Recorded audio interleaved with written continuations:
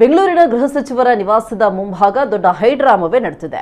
ಪ್ರವೀಣ್ ಫಾಜಿಲ್ ಸರಣಿ ಹತ್ಯೆ ಖಂಡಿಸಿ ಗೃಹ ಸಚಿವರ ನಿವಾಸ ಎದುರು ಎಸ್ಡಿಪಿಐ ಮತ್ತು ಪಿಎಫ್ಐ ಸಂಘಟನೆಗಳನ್ನು ನಿಷೇಧಿಸುವಂತೆ ಒತ್ತಾಯಿಸಿ ಎಬಿವಿಪಿ ಕಾರ್ಯಕರ್ತರು ಪ್ರತಿಭಟನೆ ನಡೆಸ್ತಾ ಇದ್ದಾರೆ. ಗೃಹ ಸಚಿವರ ಸರ್ಕಾರಿ ನಿವಾಸದ ಎದುರು ಬೆರಳೆಣಿಕೆಯಷ್ಟು ಪೊಲೀಸರು ಮಾತ್ರವಿದ್ದು ಪ್ರತಿಭಟನೆ ನಿಯಂತ್ರಣಕ್ಕೆ ಪೊಲೀಸರು ಹರಸಾಹಸ ಪಡ್ತಾ ಇದ್ದಾರೆ.